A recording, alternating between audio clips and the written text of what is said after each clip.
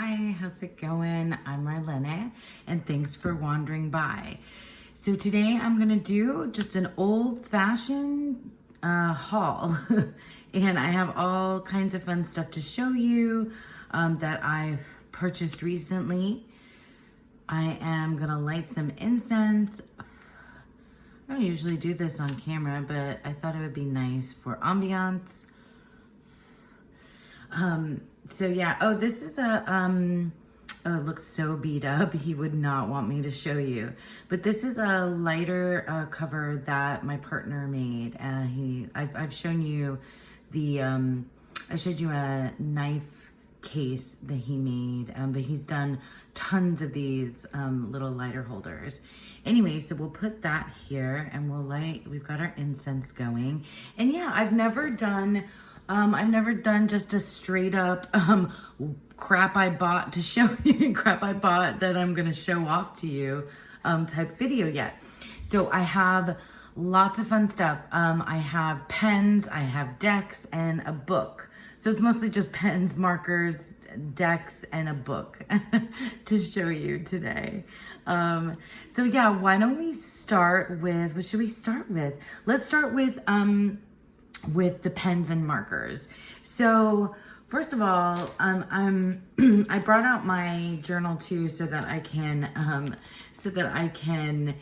write, down anything, or I can show you some of the different, pens. But for the first time, I got Tombow markers. I had not had these yet. I've only had markers that I used for journaling, from the dollar store or Five Below or whatever, less expensive stuff. And so although Tombow is not super expensive, but I mean, compared to what you can get at a dollar store, yes.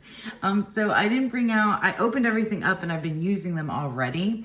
So these four are from the package that is, and I'll link to everything below, the package that is all the grayscale. So yeah, when I'm journaling, I like to do, I always am reaching for and wanting blacks, grays, and different variations of black and gray, and almost like a blue tone here. So I got the grayscale, and then I got the muted, I believe it's the muted tones, and these are only a few of them. So I like this vintagey, different types of colors that are purples and blues. There's green in there too, but I love these more muted tones. I'm always looking for, I think my next set will be the brown scale, because that's another, color that I'm looking for. I don't really like to use vibrant colors in my journal. So those are the muted tones. And then before I get into pens, I'll still stick with kind of marker life. So I also got a set of these. These are the, Pigma Microns.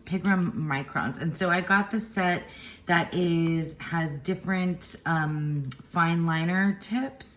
So these are the ones, they're all black, but they have different size fine liners. So from the biggest, I believe, is the 08, 05, I think I have an 05, 02, yeah. So they go in scale. And I haven't played 01, oop, that one wants to pop open.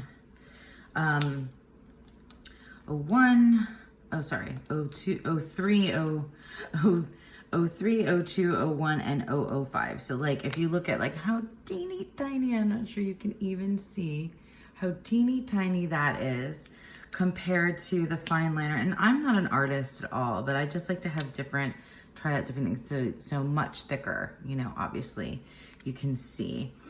But yeah, so I recently just got into a mode where I wanted to figure out what type of markers and pens, but specifically pens, work for me, because I've never taken the time to pay attention to my pen grip, my handwriting style, like anything like that, or what would feel more comfortable.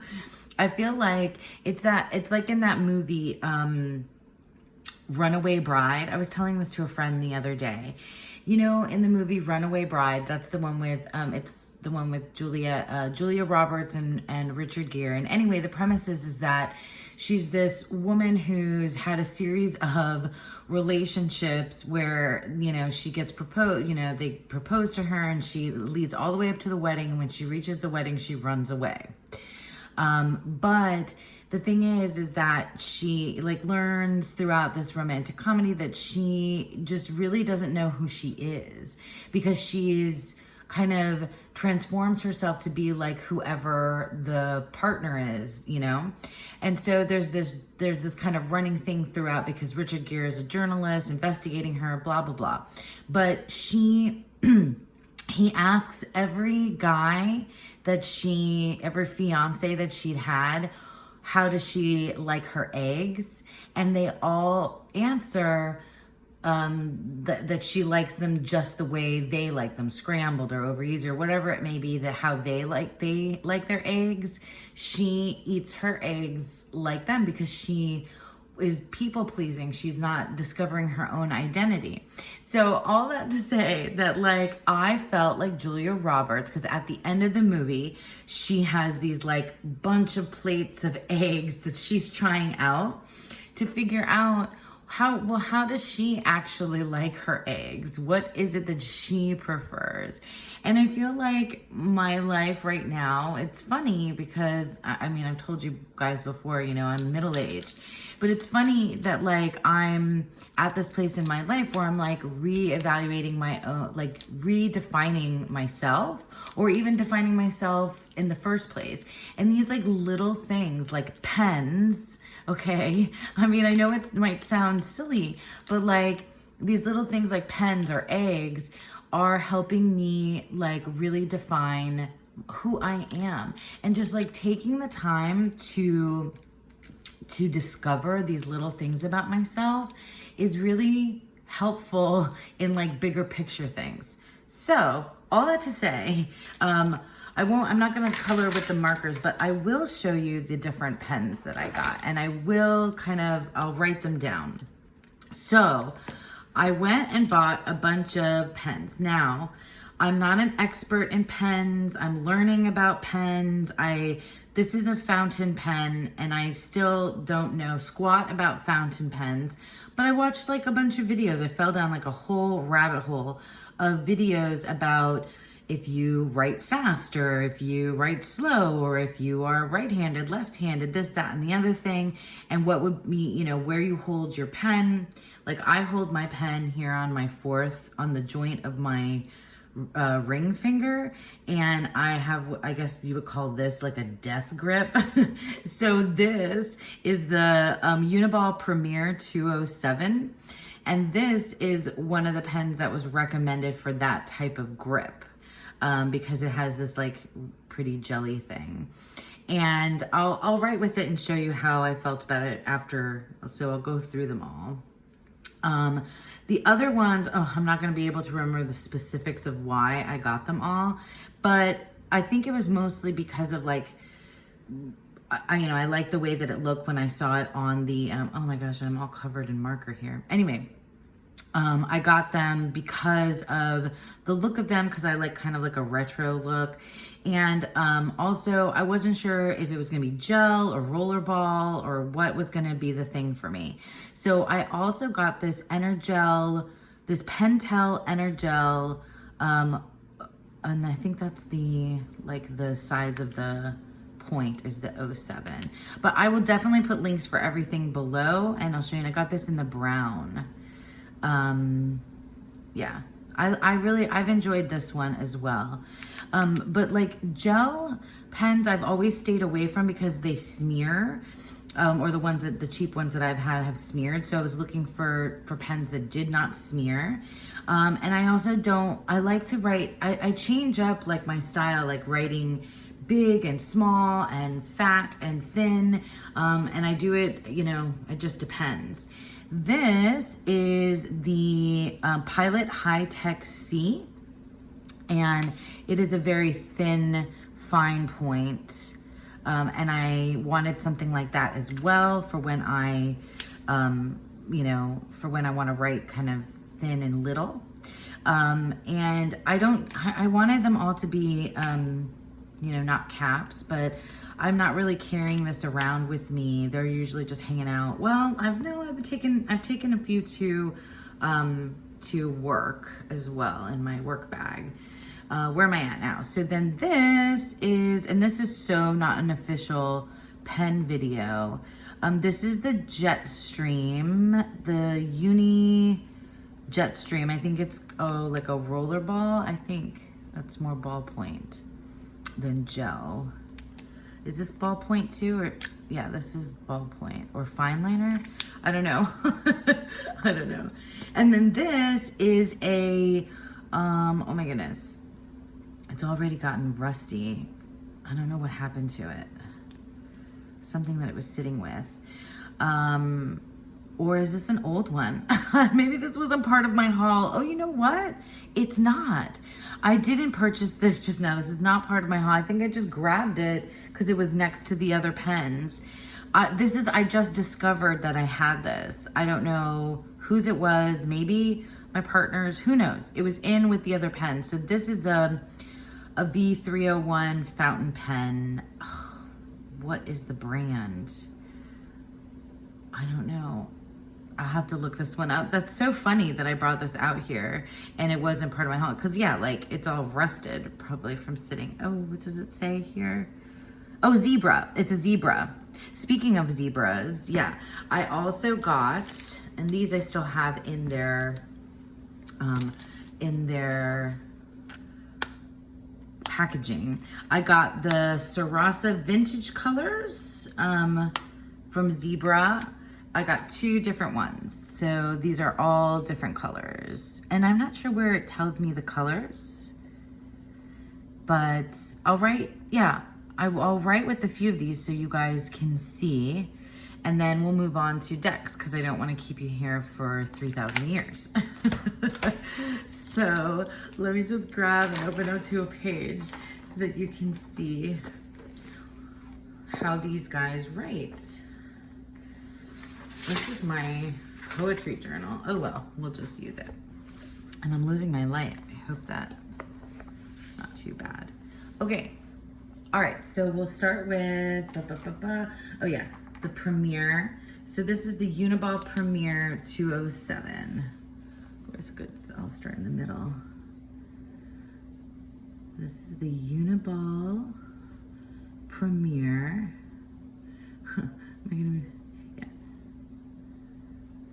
Premier 207.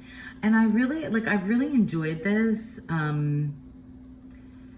It's really smooth. I have this like combination of cursive and print. The only thing that I don't love about this is that it's very like dark black.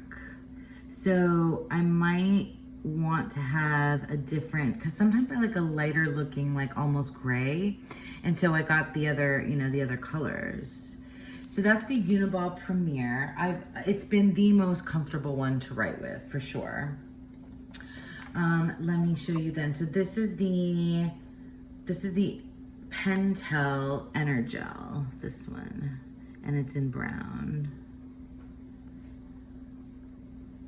Oh yeah, this one's nice too. Pentel Energel Liquid Gel Ink. And it's a 07. Yeah, this one is nice. But because I have this death grip and I rest on my ring finger, it can cause, like, it's not squishy enough, but it's still really nice. This is the, okay, so here's this one, the Hi-Tech C. So this is the Pilot Hi-Tech C. And these are all really affordable. See how much thinner it is? Hi-Tech C. Yeah, I wanted this for something thinner so I could write tiny if I want to. Tiny if I want to. Whereas like this guy, you know, really makes you write a lot bigger. I don't want to run out of space here. I'll go a little bit more sideways. And then, oh, the Jetstream. This, like the Jetstream, the Uniball Jetstream, this one, I like the way it looks too. This is, yeah, it's got that, I like the color. This is more of like an everyday pen for everything. Uniball Jetstream. And it's a 0.05. Oh, yeah. Is it? 0.5. Yeah, I guess. So this is more like of an everyday kind of a pen. Like this is much less expensive, I think, than the others, and I would just kind of have it everywhere. Let me show you on try with this fountain pen. I do not know what I'm doing with fountain pens, but so that's what it looks like. So it's a V301. You're probably screaming, those of you that know how to write with fountain pens. Fountain pen.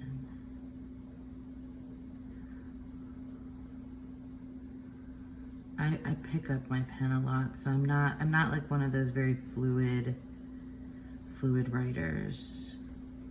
And I don't like see, it's hard for me not to stop and dot my I's.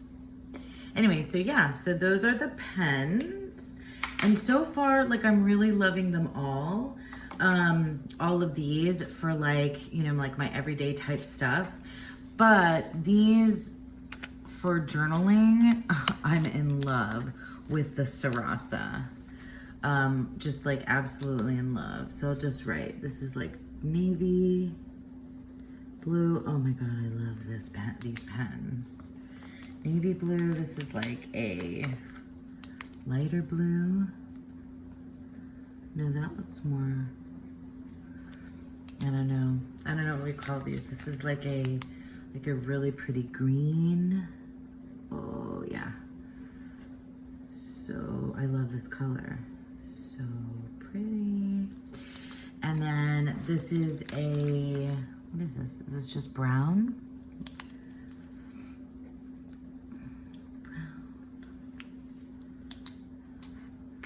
And this is like a red,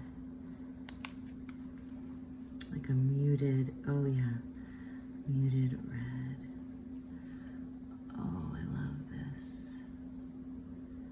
Yeah, these are like hands down my favorite. Let me show you the other. This is, yeah, you can see everything.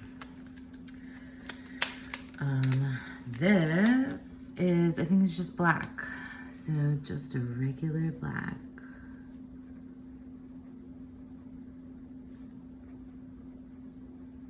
Oh yeah. These are so smooth. Here we go. This is more like a gray. Oh yeah. Oh, gray, I love it. I love gray. Or gray. How do you write gray? Oh, these are just absolutely the best. And they've got this clip. Okay, I'm so in love. This is the purple. Is it purple? I feel like I need to skip a line. Are you purple? Yes. Kind of brownish purple though. I like it. And this is more of a lighter red. Maybe lighter red. Oh yeah, no, it's like a pinker red, I think.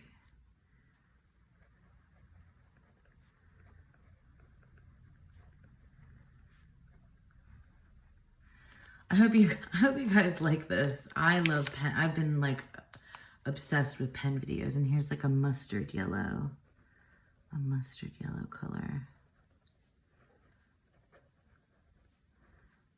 Oh gosh, I like this one too, but I probably won't use this as much as the others. Yeah, I think probably this green, oh yeah, is my favorite. 3 hearts. These are the perfect pens. I feel like I need to just get them in like the regular, all different, I know they come in like all different kinds of colors. They come in regular blacks, and they have them in like glitter maybe, or shiny. I don't know. They're Zebra Sarasa clip. And these are the 2 vintage colors. Oh my gosh. I love these. So far, definitely my favorites. And look at how they match. See how well they match up with my muted tones of the Tombows, which I use for like larger, prettier things that I'm doodling. I'm not an artist at all, you guys. But anyway, so yeah, so that's me trying out my pens and enjoying the journey of like figuring out what the heck it is that I like, what I like to write with. I am a poet, and I write by hand. So finally, I'm taking the time to see what works best for me. Okay, so next up, we'll talk about the book that I got, and then I'll show you, I have about 6 decks. Okay, so this book, I was shopping at the bookstore with my daughter, and this is a children's book in the children's section. And if you haven't noticed, I squeal and squeak every time I see otters in any of my animal decks. So I saw this cover, and my daughter and I started to look at it, and realized that this book is written in verse. So it is amazing. We haven't read all of it yet. We've read some together, and she's read some on her own, and I've read some on my own as well. But it is a narrative. I'm pretty sure it follows the story of one otter. Meet Otter, the queen of play. Nobody has her moves. She doesn't just swim to the bottom, she dive bombs. She doesn't just somersault, she triple donuts. She doesn't just ride the waves, she makes them. So it follows the life of this otter. I'm just so excited to read more. It's just the cutest little thing, and it's just made both me and my kiddo really happy. So that's this book. Otter is by Catherine Applegate. So yeah, I recommend. So next we'll talk about what everybody wants to see, which is decks. So I wanted to continue collecting and using, of course, tarot decks that are connected to writers, because, you know, I'm a writer. And I have shown the Shakespeare Oracle, which is a tarot actually, that I have. And I've been looking for others, and I found, I've heard of these decks before, and then I finally just went ahead and got them, because yeah, I just wanted to have them in my life. So let's talk about the Poe Tarot real quick first. So the Poe Tarot, this is, these are mass market. Everything that I'm showing you today, you can get at wherever you buy books and decks. And I'll leave links below. But the Poe Tarot, there's another Poe Tarot is what I'm trying to say.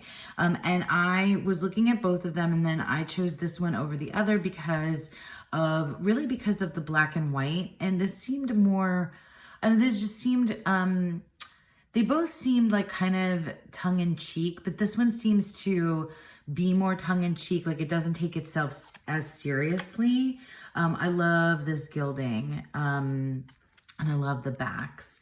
So I'm a big fan of Edgar Allan Poe, since middle school, really. That's when you start reading Poe, right? You start reading all the stories in the Cask of Amontillado and The Raven, and The Fall of the House of Usher is one I read. I've read not all the stories, but a lot of the stories. And I really just love the setup of this deck. It has these like cartoon images. It has quotes from the works of Edgar Allan Poe. It seems like super spot on. The whatchamacallit, the miners, or the suits names have been changed. I haven't worked with it yet. I'm just, it's not in order because I have shuffled it. I have looked at it. I looked in the guidebook a little. It has really good write-ups. I'm just excited to use this deck. I can't wait to get into it more. I think it's gonna be a really good one for creativity, for Halloween time, for year round though, but I'm just loving what I see. I'm just loving what I see when I take a look at this deck. So that's the Poe Tarot, one of the decks that I got in my recent haul. So another one of the decks that I got is the William Blake Tarot. I'm not like super well versed in William Blake's works, except for Tiger, Burning Bright, that poem that everybody knows. At least that's the one that I think everybody knows. And I wasn't really familiar with his other works, like artwork and things like that. I know that this is a favorite deck of Jonaki over at Catamancy Tarot, and I love every time she's shown it. But I hadn't been called to purchase it for myself until just recently. And then I realized, this is a deck for a person like me.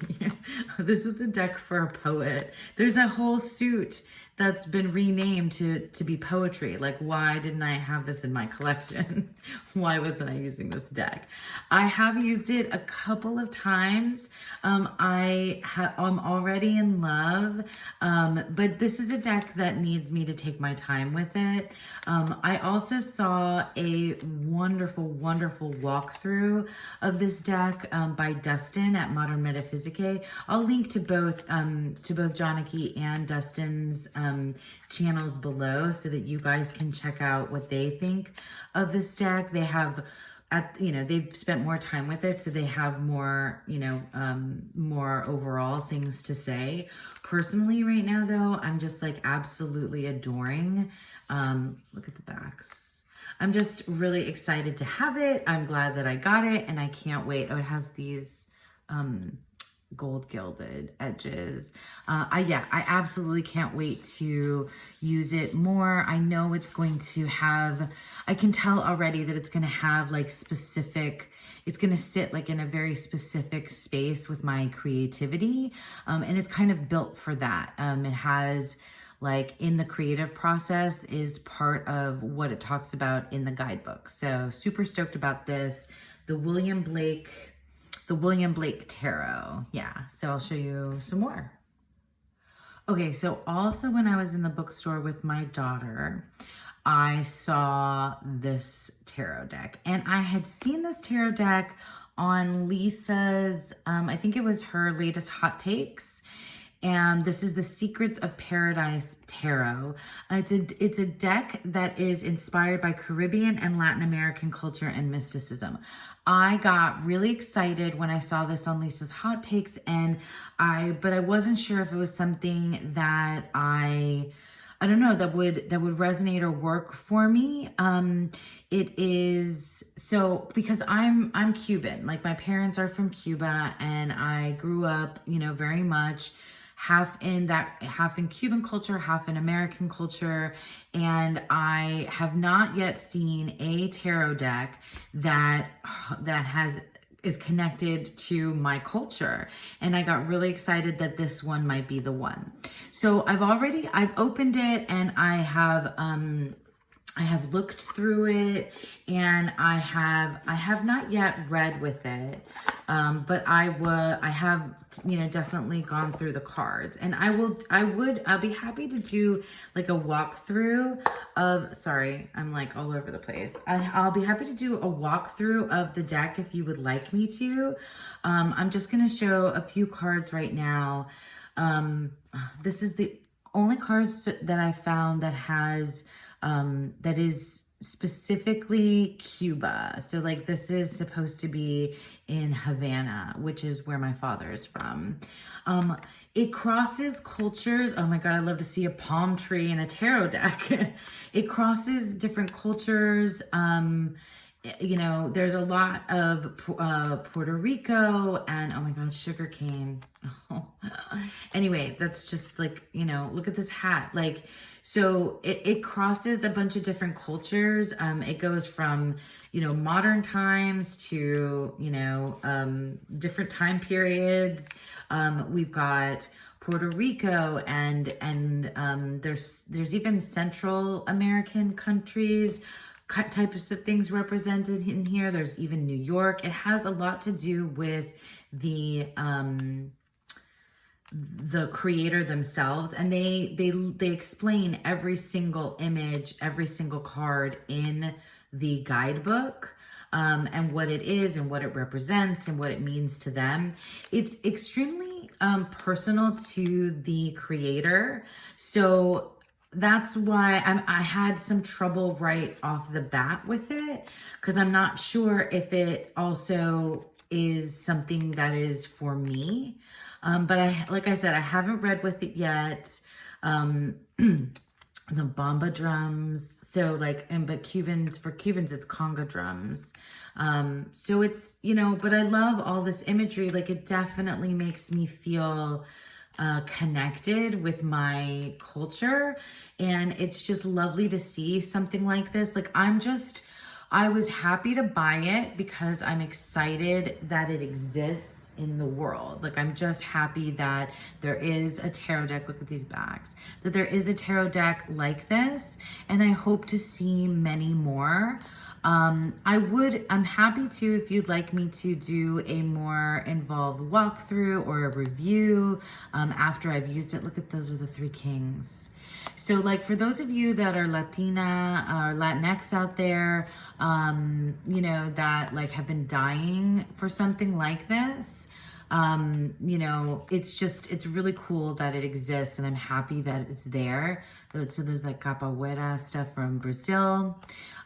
It's a lot of different countries in one deck, and a lot of the very specific like landmarks and items and food and things resonate a lot for this, for the creator. So I'm not sure how it's going to work out for me, but I'm happy to have it, and I'm happy, you know, just really happy that it exists. So that's the Secrets of Paradise Tarot. But let me show you a few more. Okay, so I also just recently got the Handle Tarot, Handle. This has been on my wish list for some time, and I am currently studying I Ching, and these cards, those are the backs, these cards have I Ching hexagrams on them. This is a Thoth-based deck. Yeah, I've been wanting it for a while. I've seen it around, some of my friends have it, but specifically, I wanted to, you know, investigate the I Ching correspondences here. It's really cool. It is very murky, and it's incredibly different. I'm not sure how this is going to work for me as a reader. It seems, I don't know, first impressions are that it's really pretty, but it's very cloudy. Like it's like a mystery for me to unlock. That's the vibe that I get from this deck. I really love the thothiness of it. I love that the Hebrew letters, and I think these are runes, correct me if I'm wrong, that are also on the majors. The minors are all, I'm sorry, the court cards are all renamed with I'm not sure if they're all deity or not. And then there's the I Ching that are that appear on the 2 through 10 minors, which means that all 64 hexagrams are not here. So that's interesting. But yeah, so that's the Handle Tarot. I'm very much looking forward to getting into that, to this deck very soon. Okay, so another deck that I just got in this recent haul is the Rackham Tarot by the Arthur Rackham. So Arthur Rackham, I believe, was a children's illustrator.